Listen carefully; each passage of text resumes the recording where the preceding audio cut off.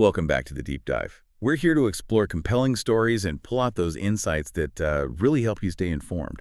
Today, we're diving into something a bit different. We're using a fascinating story to kind of push back on a modern idea we hear all the time. Right, the whole tech-free is the only way to connect thing. Exactly. Is that always true?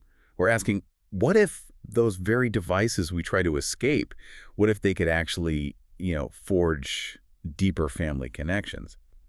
In the right situation, of course. That's the core question we're exploring. We're looking at a specific narrative called Gates Family, a Montana summer of code and connection. Okay. Now, to be clear, this is a crafted story. It draws inspiration from maybe some general values or themes associated with Bill Gates' family, but it's fictional. It's not history. Got it. So not a biography. No, definitely not. Our mission here is to look at this story and see what insights it offers about parenting, about learning, about how people connect. We're really interested in what this narrative suggests happens when a tech detox. Well, when it goes off script. Off script in a good way, maybe? Potentially, yes.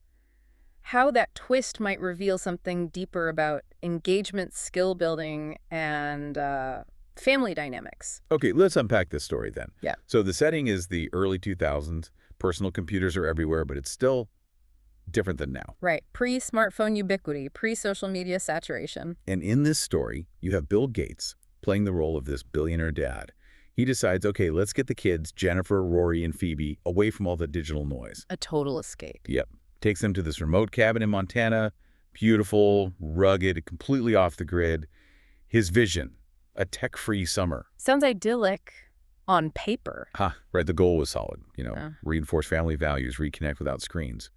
But, as you can probably guess, the kids were not immediately fans. Boredom set in pretty quickly. Profound boredom is how the story puts it. You can almost picture it, can't you? That nothing-to-do vibe. It's that initial resistance, that friction, that really sets the scene for what comes next. It's a classic setup, isn't it? Good intentions meeting the reality of, well, modern kids. Yeah. The story shows that initial struggle, that sort of generational disconnect about what leisure or fun even looks like. He's looking for simple interpersonal connection. And they're used to a world buzzing with digital interaction. Exactly. And that friction is important because it makes the turnaround, the shift later in the story, feel much more significant. It kind of highlights that if you take something away, you often need to thoughtfully fill that space with something else. Okay, so that leads us to the twist. This is where it gets really interesting. The catalyst moment. Yes. So in the narrative, Bill brings along an old computer, like an ancient boxy thing. Not for checking email, presumably. No, it's purely nostalgic. Yeah. A relic from his own youth, a reminder of his early days. It's just there. A piece of history in the corner. But then this dusty old machine becomes the key. It sparks an idea, a fictional challenge he poses to the kids. Okay. He suggests they compete to create a simple app using BASIC. BASIC. Wow, talk about retro. Beginner's all-purpose symbolic instruction code. Takes you back, doesn't it? It really does. And the choice is deliberate in the story. It's meant to be simple, almost like plain English instructions for the computer. Easy to learn. And crucially, it echoes his own beginnings, right? Giving them a taste of that same foundational logic he started with. Exactly. It's a connection to his past, offered as a challenge to them. And what's so fascinating there, I think, is how that object, the old computer, transforms. It stops being just a nostalgic prop. It becomes a tool. A tool for engagement, active engagement. It shifts everything from passive screen time, which is the usual worry, right, to active creation, building something. And that change from using tech to building with tech, that's huge. It lights a different fire, doesn't it? It really does, especially framed as a fun challenge, something they do together. It's not just problem solving in general. It's that specific coding mindset. Trying things, seeing what breaks, figuring out why. Yes. Identifying patterns, testing ideas. It completely recontextualizes the technology. It goes from potential distraction to a source of focused creative energy and shared learning. That's a great point, the shift from passive to active. But what do you think really made it click for the kids in the story? Was it just the novelty, the old machine? Yeah. Or was it deeper? Maybe something about the challenge itself. That's a really good question. I suspect it was a mix. I mean, yeah, the retro factor probably had some appeal, right? Imagine kids used to slick interfaces suddenly looking at a blinking cursor on a green screen. Yeah, quite a change. But I think More deeply, it was the purposeful constraint. He didn't just give them like a modern tablet with endless apps. No, his basic tools, specific problem. Exactly. A raw tool and a clear goal. It felt like real exploration, like solving a puzzle, not just another piece of entertainment. Yeah. It tapped into that natural human drive to build, to understand. And importantly, it was a shared goal, something for the family to rally around. And the story really digs into how this challenge starts revealing things about the kids. Bill, the dad character, starts noticing these unique talents emerging. Talents that maybe weren't obvious before. Right. Or hadn't had this specific way to come out. Like Jennifer, she apparently had a real knack for the user experience side. Oh, interesting. Like how it would look and feel. Yes, sketching flowcharts for their little game or app, thinking about how someone would actually use it, placement, colors even. She was basically being the UX designer. Wow, even in BASIC. Mm-hmm. And then Rory, he was drawn more to the pure logic, the problem solving. Getting stuck into the code itself. Totally. Finding bugs, fixing loops, making things run efficiently. That was his thing. The satisfaction of making it work. Exactly. And Phoebe, the youngest, she brought this unexpected element. Storytelling. Storytelling in a BASIC app. Yeah, maybe crafting a simple text adventure or just making the prompts and messages engaging, giving it some personality. That's fascinating. So the process of building this simple thing together, it really shines a light on their individual strengths. And it lets Bill, in the story, see his kids in this new, more appreciative light. And if you zoom out from the story for a second, that really shows how these kinds of structured challenges, even simple ones like coding in BASIC, can act like mirrors. Mirrors. How so? Well, they don't just teach skills, they reflect back abilities that might already be there, just waiting for the right context. Latent talents. Things people didn't know they were good at. Exactly. Yeah. It connects to ideas about situated learning. Skills pop out when you apply them to real, meaningful problems. You see it all the time, right? Yeah. A kid might be quiet in class but comes alive doing a hands-on project. Yeah, totally. For this fictional family, building that program wasn't just about code.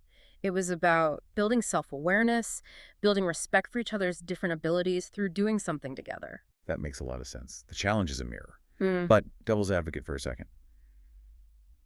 Is there a risk that kind of challenge imposes a direction?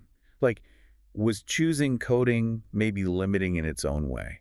That's a really sharp question. There's always a balance, isn't there? Yeah. But I think in this story, the limitation, the old computer, the basic language, the coding task, it actually served a purpose. It wasn't about discovering any old talent. It was focused on skills related to logic, problem solving, creativity within a set framework. Okay. And the cool part is how each kid found a different way to shine within that same framework.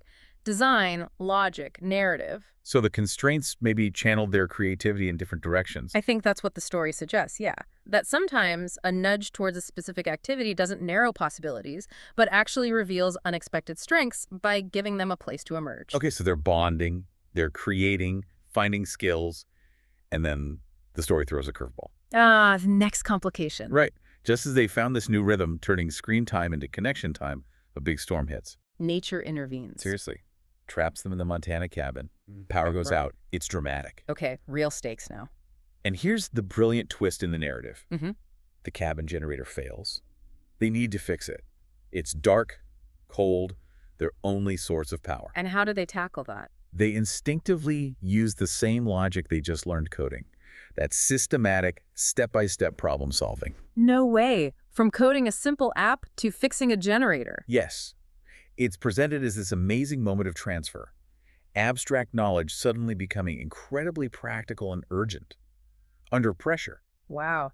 That really speaks to the idea of knowledge transfer, doesn't it? Taking something learned in one context and applying it somewhere totally different. Definitely. The story makes a powerful point there. The debugging mindset they developed with the code, isolating the problem, testing solutions methodically. Is it a wire? Is it this part?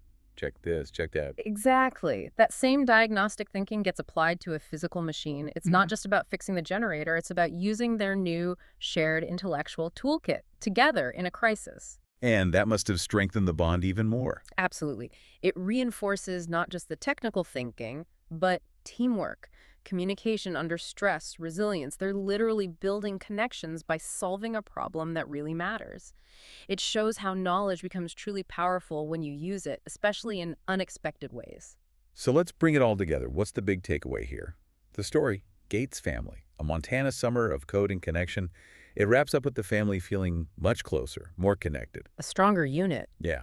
And there's some pretty powerful parenting lessons kind of woven into this fictional tale, aren't there? Definitely. What started as a push for a tech-free summer actually ended up using technology, albeit old tech, and a specific challenge to build the very connection and understanding they were seeking. It's a wonderful paradox, as you said earlier. Yeah, the thing they tried to escape became the bridge. It really synthesizes the main points beautifully. There's that irony, yes, but also a deep insight.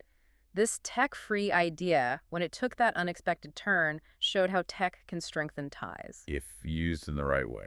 If used creatively, collaboratively, it can open doors to growth, to discovering hidden talents, to real connection, instead of just being the distraction we often assume it is. It flips the usual script, doesn't it? Not just screen time bad. Exactly. It shows technology as a potential catalyst for meaningful interaction and learning if we approach it with intention. It shifts the focus from whether we use tech to how we use it. Are we passive consumers or active creators? Isolated users or collaborative problem solvers. The story strongly hints that the second path leads to much richer results for individuals and families. So there you have it. We went from this idea of a tech-free retreat, the boredom, to this unexpected connection built around an old computer and a coding challenge. This deep dive, using this fictional Gates family story, it really does shine a light on some universal ideas about learning, family life, and the complex role technology plays. It's often more nuanced than we think. Definitely. It reminds us that sometimes the best connections happen when we adapt, when we find creative ways to engage with the tools we have. And maybe that leaves us and you listening with a final thought to chew on. Perhaps the ultimate goal isn't a purely tech-free existence, but rather figuring out how to thoughtfully choose how we engage with technology. Choosing ways that build connection. Yes, ways that help us discover new potential in ourselves and in our families. What if those tools we sometimes write off as mere distractions? What if they could actually be pathways? Pathways to understanding, to bonding, just like that old computer became for the fictional Gates family in that cabin. Maybe think about it. Where in your own life could technology or maybe a shared challenge become a bridge to bring people closer, to spark that collaborative discovery and connection? Something to consider.